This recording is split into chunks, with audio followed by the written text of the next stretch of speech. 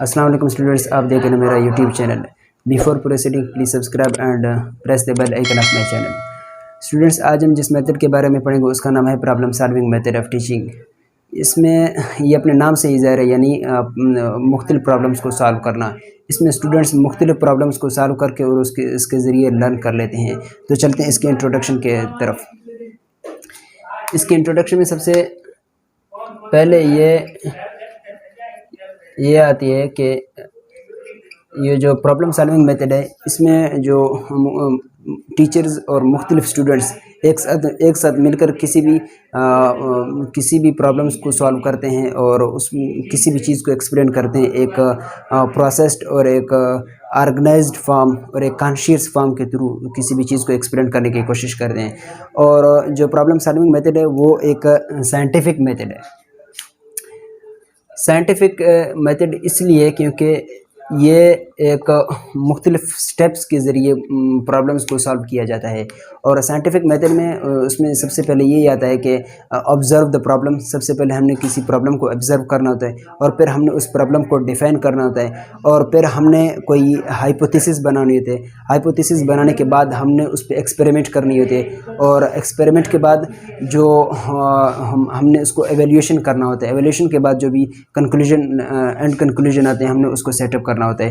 अब इसका मैं मिसाल ऐसे ही दूँ कि अगर मैंने ऑब्ज़र्व किया कि अगर मैं पानी दे दूँ पौधे को तो वो ग्रो कर लेता है, और उसके बाद मैंने जो इसको क्वेश्चन बना दिए क्या पानी देने से जो प्लांट है वो ग्रो कर लेते हैं। उसके बाद मैंने इस पे एक्सपेरिमेंट करना है। एक्सपेरिमेंट मैं ऐसे करूँगा कि दो पौधे होंगे और एक को मैं वाटर दूंगा और दूसरे को मैं वाटर नहीं दूंगा, तो चंद दिनों के बाद मुझे रिजल्ट सामने आएगा। जिसको मैंने पानी दिया तो वो ग्रो कर गया। अब मैंने हाइपोथेसिस ये बना दिया कि अगर पानी दोगे पौधे को तो वो ग्रो करेगा, अगर नहीं दोगे तो वो नहीं ग्रो करेगा। इसका एंड कंक्लूजन यही बनेगा, इसका थ्योरी ये बनेगा कि पानी देने से पौधा ग्रो करता है और पानी ना देने से पौधा ग्रो नहीं करता।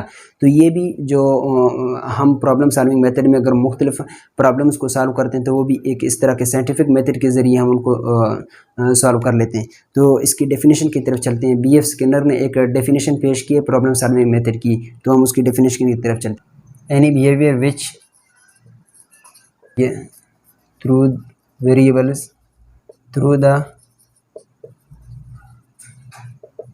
manipulation of variable and appearance of a conclusion or solution probable।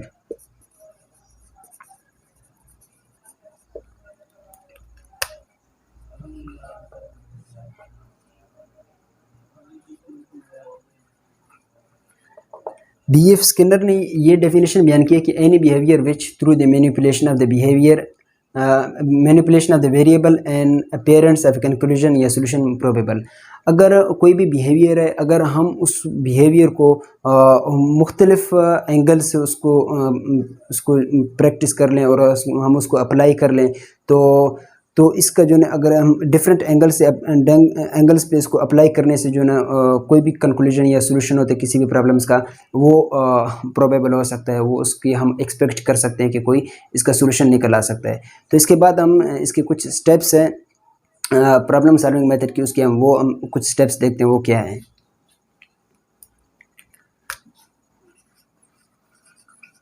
Steps of problem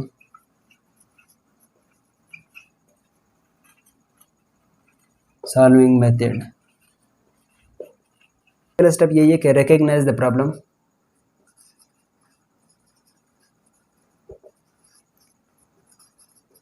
recognise the problem, और सबसे पहले हम किसी भी प्रॉब्लम को रिकॉग्नाइज करते हैं और उसके बाद हम उस प्रॉब्लम को डिफाइन करना होता है।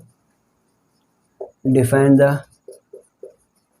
प्रॉब्लम, और उसके बाद हम उसके लिए डाटा कलेक्ट करते हैं। कलेक्ट रेलिवेंट डाटा कलेक्ट करने के बाद हमने उसको एवेल्यूएट करना होता है। एवेल्यूएट के बाद हमने एक टेंटेटिव उसका हमने थ्योरी बनाना होता है, टेंटेटिव एक्सप्लेन करना होता है उसको। छठा होता है कंक्लूजन। तो स्टूडेंट्स किसी भी प्रॉब्लम्स को समझने के लिए सबसे पहले हम किसी भी प्रॉब्लम्स को रिकग्नाइज करते हैं।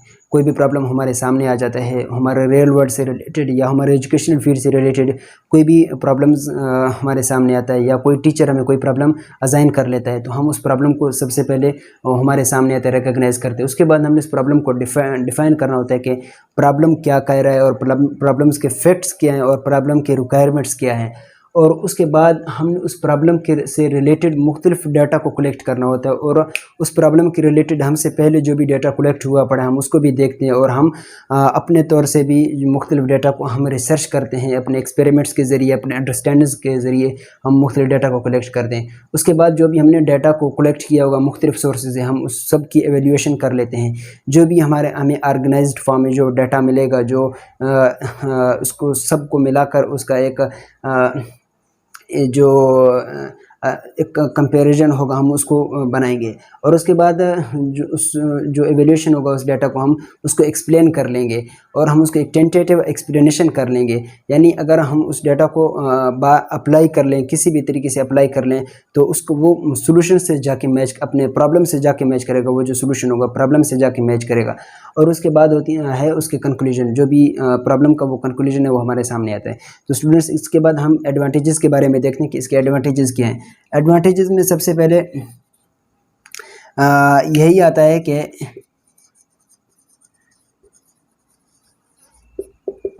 सबसे पहले यही है कि इसमें जो स्टूडेंट्स की इन्वॉल्वमेंट है वो बहुत ज़्यादा होती है, इसकी इंक्रीजेज होती है। पूरी क्लास इन्वॉल्व होती है, और वो सारी क्लास मुख्तलिफ methods of problem solving method के ज़रिए लर्न कर रहे होते हैं। तो टीचर उन सब को प्रॉब्लम असाइन कर लेता है, तो उनमें जो सब स्टूडेंट्स की उनकी इन्वॉल्वमेंट में सबसे ज़्यादा होती है। और दूसरी यही है कि इसमें जो रिफ्लेक्टिव थिंकिंग है वो स्टूडेंट्स की डेवलप हो जाती है, क्योंकि मुख्तलिफ प्रॉब्लम्स उनके सामने आते हैं और मुख्तलिफ उनके आंसर सामने आते हैं। तो उन सब को उन सब से एक जो स्टूडेंट होता है उन सब से लर्न कर लेता है, और जो इसकी क्रिटिकल थिंकिंग लेवल है और जो क्रिएटिव लेवल है वो ज़्यादा डेवलप हो जाती है। और उसके बाद जो स्टूडेंट्स के अंदर जो एक साइंटिफिक वे ऑफ मेथड वो उसके अंदर डेवलप हो जाती है। वो मुख्तलिफ चीज़ों को साइंटिफिक मेथड के ज़रिए देखता है और उनको सॉल्व करने की कोशिश करता है। और उसके बाद इसकी एक एडवांटेज ये भी है कि इसमें जो स्टूडेंट्स में हैबिट्स ऑफ लर्निंग है वो भी डेवलप हो जाती है, क्योंकि वो हर वक्त अगर किसी प्रॉब्लम की सोल्यूशन में लगा हुआ है, उसमें मुख्तलिफ डाटा कलेक्ट कर रहा है और उसके मुख्तलिफ फैक्ट्स को देख रहा है, तो वो रिसर्च कर रहा है उस पर, तो बार बार वो उस पर बिजी होगा। और इसमें लर्निंग जो है ना वो भी इंटरेस्टेड होती है, क्योंकि एक प्रॉब्लम सॉल्विंग मेथड के ज़रिए अगर कोई स्टूडेंट टीचर किसी भी स्टूडेंट्स को पढ़ाया जा रहा है तो उसमें जो इसकी लर्निंग है वो ज़्यादा इंटरेस्टेड होती है। इसके बाद हम एडवांटेजेस, इसके डिसएडवांटेजेस के देखते हैं। डिसएडवांटेजेस तो इसके कुछ खास नहीं है। सबसे पहले डिसएडवांटेजेस इसकी यही है कि ये टाइम कंज्यूमिंग है। अगर कोई भी टीचर एक पूरे कोर्स को प्रॉब्लम सॉल्विंग मेथड के ज़रिए अगर वो पढ़ाना शुरू कर देगा, तो वो जो कोर्स है ना वो टाइम के अंदर बिल्कुल भी कंप्लीट नहीं हो पाएगा, तो ये बहुत टाइम कंज्यूमिंग है। दूसरी इसकी यही है कि जो एक्सपर्ट टीचर है ना, प्रॉब्लम सॉल्विंग मेथड के लिए एक्सपर्ट टीचर की ज़रूरत होती है। अगर एक्सपर्ट टीचर नहीं होंगे तो जो स्टूडेंट्स होंगे उनको मुख्तलिफ प्रॉब्लम्स को फेस करना होता है, और उनको बहुत ज़्यादा जो हेल्प है वो लेना होता है, तो वो उस तरीके से उनको हैंडल नहीं कर सकता। अगर एक प्रोफेशनलिस्ट टीचर है तो वो उनको अच्छी तरीके से हैंडल करता है। तीसरा ये है कि मुख्तलिफ स्टूडेंट्स होते हैं जिनको प्रॉब्लम सॉल्विंग मेथड बहुत ज़्यादा अच्छा लगता है, तो मुख्तलिफ होते हैं उनको अच्छा नहीं लगता। अब जिनको अच्छा नहीं लगता जो प्रॉब्लम सॉल्विंग मेथड है, तो वो तो इसको इग्नोर करते रहते हैं, वो इसके ज़रिए सीख नहीं पाते, और इस तरीके से वो जो ना वो कुछ भी नहीं सीख पाते। तो इसका डिसएडवांटेज यही है। तो इंशाल्लाह मिलते हैं नेक्स्ट लेक्चर में। इतनी देर में अपनी ख्याल रखिएगा। अल्लाह हाफ़िज़।